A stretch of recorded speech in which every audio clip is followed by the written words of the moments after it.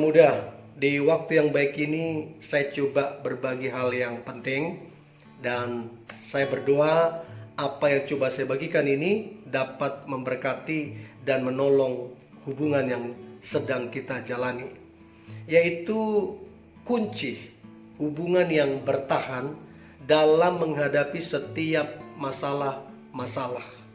Nah, saya nggak tahu ketika teman-teman menonton ini, apakah hubunganmu lagi ada masalah? Apakah kalian lagi berdiam diri? Atau mungkin lagi mangkel? Orang Jawa bilang lagi marah-marahnya. Nah, harapan saya apa yang saya coba sampaikan ini memberikan solusi jalan keluar sehingga hubungan itu kembali pulih dan menjadi berkat bagi orang lain. Nah, kuncinya adalah yang pertama sabar. Orang yang bersabar adalah orang yang bijaksana. Tapi orang yang tidak sabar terkesan ingin merasa benar, terkesan ingin beradu argumen, siapa yang paling benar, aku yang paling benar. Nah, ini yang tidak sabaran. Cobalah ketika ada masalah, cobalah sabar. Jangan terburu-buru ingin membenarkan diri. Jangan terburu-buru ingin menghakimi. Tapi cobalah berdoa dan mulailah sabar. Saya percaya Tuhan itu lihat hati. Tuhan lihat hati. Kalau hatimu sabar, maka kesabaranmu akan membuahkan hasil. Saya percaya hasilnya adalah hasil yang manis. Dan kesabaran kita akan menjadi contoh dan teladan bagi pasangan kita. Nah, kadang-kadang kan gini, kadang-kadang kita menuntut orang lain berubah, kadang-kadang kita menuntut pasangan kita berubah, sementara kita tidak berubah. Ini yang repot. Sebelum pasangan kita berubah, kita yang berubah. Dengan cara apa? Bersabar. Kalau ada masalah, sabar. Nah, ingat, sabar, sabar, sabar, sabar, sabar. Orang sabar disayangi Tuhan. So, itu yang pertama, kunci hubungan bertahan dalam menghadapi masalah-masalah adalah sabar. Karena sabar akan membuat engkau tenang, dapat berpikir dengan baik. Sabar akan mendatangkan berkat dalam hubungan kalian. Yang kedua, jangan saling menyalahkan. Ini yang tadi saya bilang, jangan keburu-buru menyalahkan. Jangan keburu-buru menghakimi. Apalagi sempat beradu argumen, berdebat.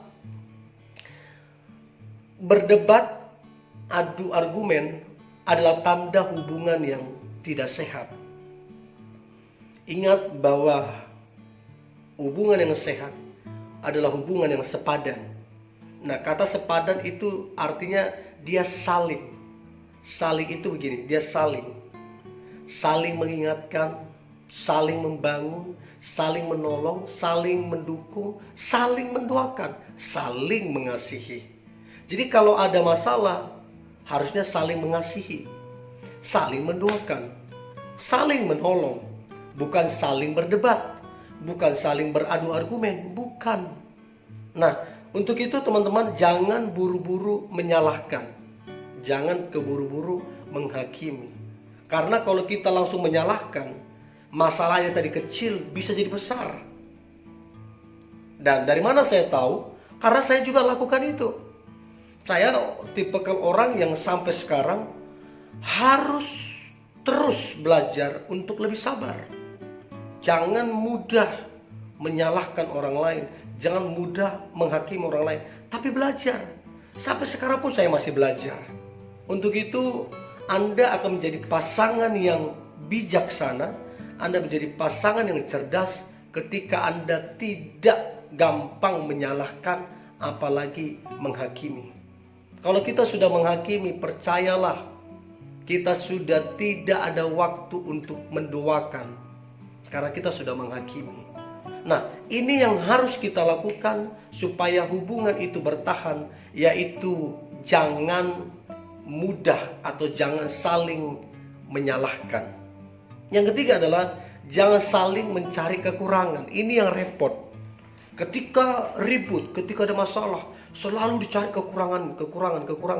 Bahkan apa yang sudah lewat sehari yang lalu, 2 hari yang lalu, sebulan yang lalu, diingat, dicari-cari kekurangannya, dicari-cari kesalahannya. Ini yang repot. Jangan mencari-cari kekurangan. Sebab Anda yang mencari kekurangan, Anda pun punya kekurangan. Jadi ketika Anda mencari-cari kekurangan, itu menandakan Anda kurang bijaksana. Sebab tidak ada seorang pun yang sempurna. Daripada mencari-cari kekurangan, lebih bagus mencari-cari solusi. Itu yang lebih bijaksana. Untuk itu teman-teman muda, dengarkan saya baik. Untuk itu dibutuhkan yang namanya kedewasaan. Jangan berpacaran, menjalin hubungan dengan seseorang yang kekanak-kanakan. Sifatnya kekanak-kanakan, egois, mementingkan diri sendiri, merasa paling benar. Nah, ini yang repot nih. Ini yang repot. Kalau merasa paling benar, dia akan cari-cari kesalahanmu. Kalau merasa paling benar, dia akan cari-cari kekuranganmu. Ini yang disebut dengan kekanak-kanakan. Jadi kalau pacarmu atau teman-teman sendiri mencari kekurangan pasanganmu, mencari kesalahan-kesalahan pasanganmu, itu tandanya masih kekanak-kanakan. Saya beritahu, hubungan yang dibangun di atas kekanak-kanakan, hubungan itu tidak akan bertumbuh. Hubungan itu akan buang-buang waktu. Hubungan itu akan saling melukai dan merugikan. So, dewasa itu wajib. Nah, kunci hubungan bertahan atas masalah-masalah yang ketiga adalah jangan saling mencari kekurangan ataupun kesalahan. Nah, yang keempat adalah mulailah berubah. Mulailah berubah dan belajarlah minta maaf. Bagi saya, orang yang memaafkan adalah orang yang berhati atau berjiwa besar. Sekalipun mungkin kita yang benar, sekalipun mungkin dia yang salah, tapi kita tidak sungkan untuk minta maaf. Orang kalau minta maaf dalam menghadapi setiap masalah, orang ini adalah orang yang rendah hati.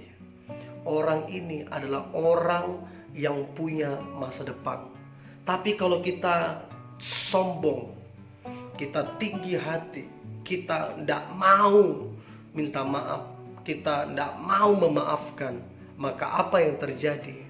Maka masalah yang kecil bisa jadi besar, bahkan bisa berujung kepada pertengkaran, bahkan perpisahan.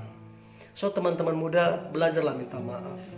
Ada beberapa hal di dalam hubungan, beberapa kata yang harus kita ucapkan supaya hubungan itu sehat. Yang pertama adalah thank you, terima kasih. Yang kedua adalah minta tolong. Ya. Yang ketiga adalah minta maaf. Terus selanjutnya itu ada beberapa hal yang penting kita bangun dalam menjalin sebuah hubungan. Salah satunya adalah minta maaf. Belajarlah minta maaf. Semakin kita minta maaf, berarti itu pertanda kita peduli akan hubungan yang sedang kita jalani. Nah, kemudian apa yang harus kita lakukan supaya bertahan dalam menghadapi masalah-masalah? Kemudian adalah ingatlah tidak ada yang sempurna. Jadi kalau teman-teman ada masalah dalam hubungan, ya, sehingga mungkin sekarang lagi berdiam diri, ya, maka ingatlah ini, tidak ada yang sempurna. Termasuk Anda juga tidak ada yang sempurna. Nah, makanya kalau kita tahu tidak ada yang sempurna, maka kita tidak punya waktu untuk menghakimi. Kita tidak punya waktu untuk menyalahkan. Tapi waktu kita akan habis saling membangun, saling mengingatkan, saling menolong, saling mendoakan, dan saling bertumbuh. Waktu kita akan habis di hal-hal positif jikalau kita menyadari tidak ada yang sempurna. So, teman-teman muda, ingatlah ini, ya. Berhenti mencari-cari kekurangan. Tidak ada yang sempurna. Makanya begini, hubungan yang kuat adalah hubungan yang dibangun di atas ucapan syukur.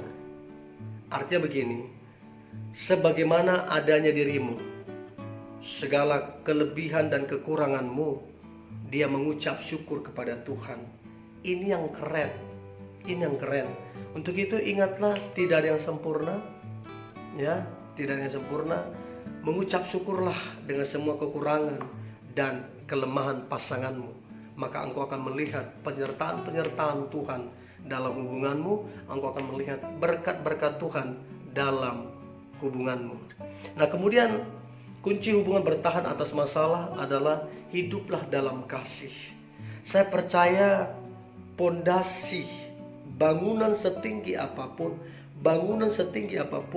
kekuatannya terletak kepada pondasinya. Kalau pondasinya tidak kuat, maka setinggi apapun di atasnya akan rubuh. Tapi kalau pondasinya kuat sekali pondasinya, maka mau dibangun setinggi apapun aman karena pondasinya kuat. Nah, pondasi dalam membangun hubungan itu bukan cuma uang. Pondasi dalam membangun hubungan itu bukan cuma pekerjaan, tapi yang terutama, yang paling penting, pondasi dalam membangun hubungan adalah kasih. Kasih adalah dasarnya. Kalau kita hidup dalam kasih, maka di sana komplit pengampunan, kemurahan, belas kasihan, kesabaran, penguasaan diri, dan yang lain-lain itu komplit di sana. Untuk itu ingatlah, bangunlah hubungan kalian setinggi apapun, bangunlah, tapi ingat pondasinya adalah kasih. Artinya apa? Setiap kali pasanganmu melakukan kesalahan, kasihi. Bukan berarti dia tidak belajar. Dia tetap harus belajar, tapi mengasihi itu tetap kita harus lakukan. Nah, kalau kita lakukan ini, maka hubungan itu akan menjadi kuat. Next level, makin tinggi, makin kuat, makin tinggi, dan menginspirasi dan jadi berkat bagi orang lain karena ada kasih. Kalau ada kasih, kita jadi tidak marah. Kalau ada kasih, kita tidak jadi kecewa. Kalau ada kasih, kita jadi tidak kasar sebab kita ada kasih. Nah, menjadi pertanyaan teman-teman muda, apakah engkau sungguh-sungguh mengasihi pasanganmu seperti engkau mengasihi Tuhan? Atau sebaliknya, dia sungguh-sungguh mengasihi engkau seperti dia mengasihi Tuhan? Nah, saya berdoa hubunganmu dibangun di atas dasar kasih Tuhan. Ya, ini sangat efektif untuk menolong hubungan bertumbuh. Dan yang terakhir adalah mengutamakan Tuhan. Ini penting banget. Jadi kunci hubungan bertahan atas masalah-masalah adalah mengutamakan Tuhan. Artinya apa? Dalam mengutamakan Tuhan, artinya kalian punya jam doa bersama, punya waktu baca firman bersama, punya waktu menyembah Tuhan bersama, punya waktu beribadah bersama-sama. Nah, begini, mau masalah sebesar apapun, ketika kita punya kesepakatan setiap hari untuk berdoa bersama, maka masalah sebesar apapun, ketika kita berdoa bersama-sama, maka Tuhan akan menyentuh hati kita, akan menjamah hati kita dan pasangan kita, sehingga kita mengampuni, sehingga kita mengasihi. Dan inilah kekuatan daripada doa. Selain membuat kita rendah hati, selain membuat kita mengasihi Tuhan, ini juga akan membuat kita gampang memaafkan pasangan kita. So, mengutamakan Tuhan. Jadilah hubungan yang mengutamakan Tuhan. Saya berdoa teman-teman yang menonton ini, engkau bersama pasanganmu punya jam doa yang sama. Engkau dengan pasanganmu punya jam-jam baca firman yang sama. Engkau dengan pasanganmu punya penyembahan bareng. Engkau dengan pasanganmu punya ibadah sama-sama. Dan yang terakhir, engkau dengan pasanganmu punya hati untuk melayani Tuhan. Maka ini akan buat kita menjadi rendah hati, akan buat kita menang atas masalah. Dan saya berdoa teman-teman yang ada masalah hari ini dengan pasanganmu, maka lakukanlah ketujuh hal ini. Dan saya berdoa masalah-masalah yang dihadapi teman-teman dalam hubungan akan segera dipulihkan dan diberkati dan menjadi berkat. Ini yang boleh saya bagikan teman-teman muda. Tetaplah semangat, tetaplah antusias. Saya percaya hari ini hari yang luar biasa, hari yang diberkati Tuhan, dan hari yang penuh dengan mujizat Tuhan. God bless you.